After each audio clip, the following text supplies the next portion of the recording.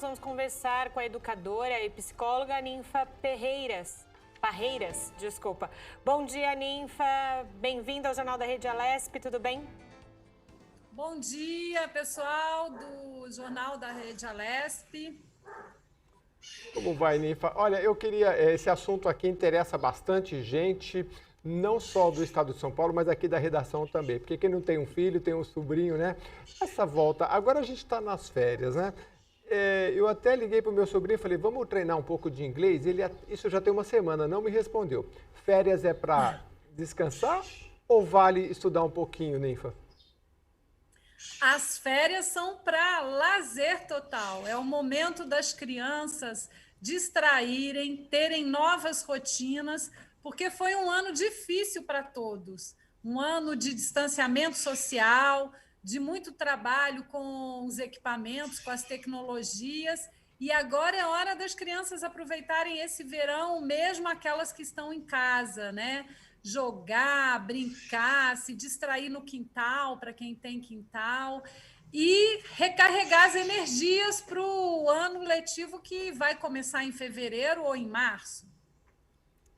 Pois é, essa é uma questão que está conduzindo aí as conversas em casa, né? Dessa volta, vai ser presencial, não vai? Como vai funcionar, não é? Eu imagino que, se durante 2020 os pais ficaram nessa expectativa de volta ou não, ainda mais para esse ano, as crianças também. Pelo menos o meu já me pergunta se ele vai voltar para a aula mesmo na escola com os amiguinhos ou não. Como lidar então com as crianças nesse momento de férias, esquecer um pouquinho as responsabilidades, com essa ansiedade também delas, né? De rever os amigos que passou aí 2020 todo longe. Todos nós estamos vivendo essas indefinições e essas inseguranças. Eu trabalho numa escola, o Centro Educacional Anísio Teixeira, o SEAT, e nesse momento as crianças estão mesmo totalmente desconectadas da escola. Isso é importante para elas até entenderem que nós estamos num período de férias, nós estamos nas férias de verão. E era justamente o momento quando as crianças ou iam para as casas de familiares, de avós, ou para a casa de praia, de veraneio, ou fazer algum passeio, né? Então, agora é importante que elas vivam as férias inteiramente, independente das aulas retomarem em fevereiro ou em março, e independente também se serão aulas totalmente virtuais ou presenciais ou híbridas. Mas agora é o momento das férias. Não foi um ano fácil para todos nós. E nós estamos lidando com alguma coisa que não está muito definida ainda. Então, a gente também não pode esconder isso das crianças e fazer de conta que isso não existe ou que vamos voltar todos presencialmente em fevereiro. Nós não temos essa certeza ainda. Agora, em questão, Ninfa, a recuperação, porque eu tenho informação aqui de que a partir de 4 de janeiro, né, já começa a recuperação intensiva. Então, assim, e a partir de 1º de fevereiro é o retorno de todas as aulas, é isso? Algumas escolas optaram por ter aulas agora em janeiro, ou reforço escolar, ou recuperação, como você está falando. E acho que as famílias dessas crianças têm que se organizar para isso. É muito importante que as famílias estejam atentas às orientações das escolas, porque há diferenças, né, em relação às escolas públicas, às escolas privadas e em relação às cidades e estados do Brasil. Mas o importante é que as famílias estejam alinhadas às orientações pedagógicas das escolas dos seus filhos e que o período de janeiro seja levado de acordo com o que a criança vai viver, ou férias escolares completamente, ou esse período de recuperação ou de reforço escolar. Então, vai depender muito de cada família e de cada escola. Ninfa, como é que a gente pode preparar, então, as crianças para essa volta, já, né, no final do mês, começo de fevereiro, para as aulas? nesse momento ainda de incertezas, como você bem disse, né, que estamos vivendo, você acredita que já tivemos um impacto muito importante na questão psicológica das crianças e também no desenvolvimento escolar desse ano que passou? Pode influenciar ainda mais nesse ano? Eu acredito que grande maioria das crianças sofreram, sim, impactos psicológicos que a gente pode notar, né, no dia a dia, na rotina, nas brincadeiras, na linguagem tanto verbal quanto na linguagem dos desenhos ou da escrita, quando a criança já escreve, já desenha. E nas brincadeiras também. Muitas crianças ficaram ansiosas, começaram a comer mais, né? Ou a ter problemas também com o sono, ou a ficarem com medo de sair na rua, ou até destemidas e não quererem tomar os cuidados com a higiene. Então, é importante, nesse momento, que as famílias conversem com as crianças, conversem sem assustar, mas que elas possam acompanhar o que está acontecendo no mundo, né, em especial no Brasil, de maneira a saberem que nós todos estamos aguardando o desenvolvimento, né, das pesquisas de vacinas, de como que vai ficar a nossa vida.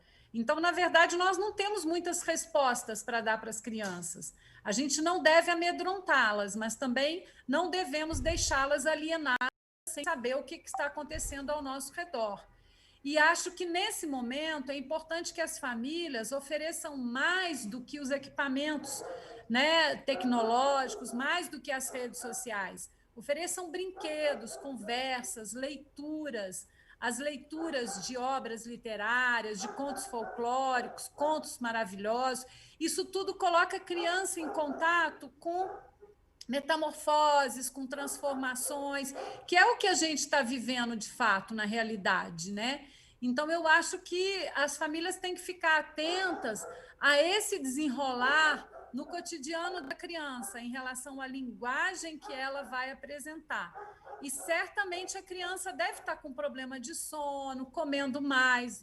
Eu escuto muito isso, eu tenho consultório e escuto essa queixa das famílias. As crianças estão comendo aquilo que não precisam comer, estão com dificuldade do horário do sono. E acho que aí a família tem que estar junto, tem que acolher, olhar e escutar essa criança. Nifa, em relação à avaliação, né?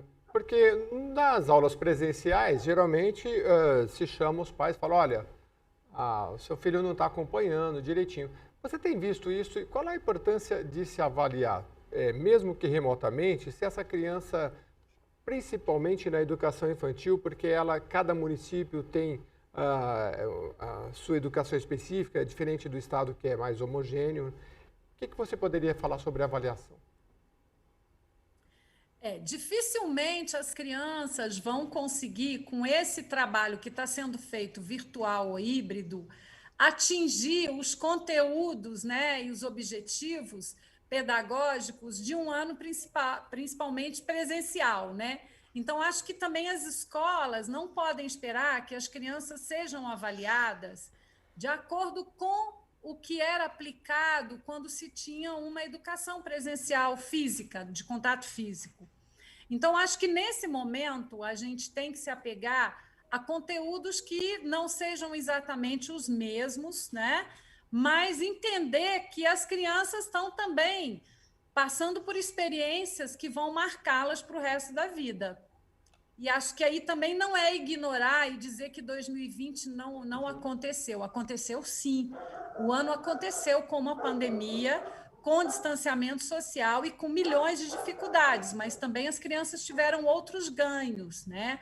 Elas também descobriram outras maneiras de se comunicar, elas tiveram que se virar com uma certa solidão, com uma certa dificuldade de lidar com essa falta do contato físico, do abraço, dos beijos e dos encontros. Então, eu acho que a gente não pode pensar numa avaliação considerando aquilo que era feito antes. A gente tem que, não é passar também por cima, mas considerar que agora nós estamos lidando com outros elementos e com outras questões que precisam ser incluídas nesse processo avaliativo. Quando você fala das crianças da educação infantil, elas estão mais em casa, né? Então, acho que tem que se valorizar também qualquer ganho, qualquer mudança que elas conseguem nesse dia a dia dentro de casa com as famílias, ou naquelas poucas horas que elas vão para a creche ou vão para a pré-escola, porque algumas escolas de educação infantil estão funcionando com menos horas, né? Ou com alternância de dias. Então, a gente tem que potencializar esses pequenos ganhos, valorizar isso. Perfeito. E a gente sempre, quem é mãe, né, tem aqueles grupos de mães aqui e algumas mães e pais perguntando sobre essa questão da rotina, que é muito importante para a criança, a gente sabe, né? Aproveitando o gancho dessa questão de educação infantil. Como manter essa rotina das crianças nesse momento em que pode voltar a ser presencial ou começar o ano de modo remoto, para que a criança, mesmo em casa, entenda que ela tem aquele momento dela da obrigação dela? É importante estabelecer horas combinadas com as crianças. Claro que as crianças da educação infantil a gente não consegue isso. A educação vai ter que ser colocada pela família, pelos familiares. Mas ela precisa ter momentos de lazer, né? Momentos de alimentação, de sono, de higiene, e momentos também em que ela fica no ócio, que ela não vai fazer nada. Isso tudo é importante. Então, eu acredito que se tenha que valorizar atividades que sejam feitas em casa com as crianças. E aí é importante a gente valorizar também os brinquedos, as brincadeiras, as cantigas, as falas, trava-línguas, parlendas, todo esse repertório rico e variado do folclore brasileiro, né? E as famílias saberem que vão dedicar mais tempo para as crianças, e aquelas que estão tendo encontros virtuais, alguma aula virtual ou um sistema híbrido na sua escola, potencializar isso, criar alguma coisa em que a criança possa se relacionar com seus coleguinhas, com seus amigos, e ali ela também ressignificar a vida. Todos nós temos que fazer uma rearrumação na nossa vida, na nossa casa, né? No nosso apartamento, no nosso quarto, enfim, a gente está tendo que se virar. Então, eu acho que as crianças na educação infantil, elas contam mais com a ajuda e o acompanhamento das famílias. Nós temos feito no SEAT, no Centro Educacional Anísio Teixeira, várias orientações de leituras e de brincadeiras para as famílias fazerem com as crianças, valorizando, como eu disse, esse repertório de folclore, né, o acervo pessoal que as famílias têm de leituras, de cantigas, de quadrinhas da tradição oral, e também valorizando leitura, troca-troca de livros. A família pode proporcionar numa vila, num prédio, um canto em que as famílias vão se organizar e fazer trocas de livros, de brinquedos, mesmo sem sair de casa. Porque a gente já está percebendo que os primeiros meses deste ano serão difíceis. Também não voltaremos totalmente ao normal, entre aspas, né, a partir de fevereiro. Então, eu acredito que as famílias têm que valorizar a vizinhança, o condomínio, né, a sua região, da sua comunidade, com trocas, estabelecendo pequenos espaços para que as crianças possam interagir com outros universos, com outras realidades. Porque muitas vezes você não tem acesso à livraria, à biblioteca, mas você pode criar isso na portaria do seu prédio, ou num espaço do condomínio ou de uma vila, né? Um espaço comunitário, isso pode ser possível. E aquelas famílias que têm poder aquisitivo para conseguir livros e conseguir brinquedos e conseguir jogos, não ficarem presas às redes sociais e aos aparelhos de tecnologia, porque muitas vezes as crianças ficam totalmente dispersas, desfocadas, e elas não escutam o que os adultos falam, porque elas já estão muito envolvidas com a linguagem da internet, das redes sociais, do celular, do tablet, e aí elas não conseguem conversar e escutar os adultos. Então, eu acho que a família, né, precisa fazer esse exercício de introduzir a criança em outros universos, em outras atividades, nem que seja aproveitamento de papelão, de embalagem, de cascas, bolar um labirinto, fazer coisas com as crianças, tem que transformar. A gente está no momento de fazer do limão a limonada. A gente está conversando com a Ninfa Parreiras, educadora, psicóloga e escritora, e para encerrar nossa entrevista, eu queria que você falasse um pouquinho da interatividade de pais e professores, né? Vou citar um exemplo, eu peguei um plano de aula na internet e falei, vou ver se eu consigo ajudar minha sobrinha aqui com uma aula de letramento. Confesso que eu li o plano na internet e falei, mas eu não sei como fazer isso. Falei, tudo bem, vou cortar as letrinhas, vou enviar. Aí liguei para uma educadora, amiga minha. Ela falou, não, você pode pedir para ela colar porque você já vai trabalhar a questão motora, né? Se você for no mercado, você já vê lá, está escrito as coisas, você já pede para ela identificar as letras. E aí a gente vê a importância do professor, do pedagogo nesse processo. Como é que você vê essa questão do pai, que às vezes não é letrado, não é alfabetizado, de repente ligar para a escola e falar, olha, estou com dúvida, como é que eu faço? Perfeito, você colocou uma coisa importante, porque a família tem que estar aliada à escola, e a escola tem que estar aliada à família. Então, no caso das crianças de educação infantil, de pré-escola, como você apontou, a gente precisa de dar mais ajuda mesmo, né? E acho que muitas famílias não estavam acostumadas a acompanhar os filhos com essa rotina. A criança que está na fase de letramento, de aquisição, né, da competência da escrita e da leitura, a gente tem que aproveitar o que a gente tem em casa. A criança precisa passar o dedo na letrinha, na embalagem, às vezes numa brincadeira mesmo, diante de alguma escrita, uma escrita num livro, num jornal, numa revista, até num boleto de pagamento, você passar o dedo, mostrar, identificar a letra que é comum ao nome dela, que é comum ao nome da professora, ou a de colegas, ou de irmãos, ou de familiares.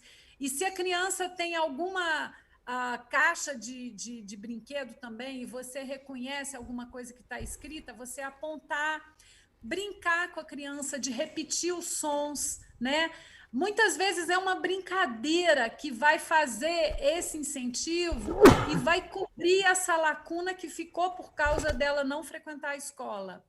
E se você está diante de um outdoor ou de uma placa, de uma sinalização, apontar, comentar a letrinha, não é esperar certo e errado. Você não está ali para avaliar a criança, você está ali para proporcionar a ela esse encantamento pela linguagem, né? E a criança, nessa fase do letramento, ela precisa sentir essa letra, sentir tanto esse desenho como sentir o som e repetir e ouvir. Não quer dizer que é certo, que é errado, errou, acertou, mas que você vai, muitas vezes, brincar, repetir, cantar, contar e ler para ela. Então, você pode aproveitar o que tem em casa, né? Como você mesmo falou, às vezes é recortar letrinhas e brincar com esse reconhecimento e fazer equiparações, associações, mostrar a letrinha que ela já conhece, que está em algum lugar,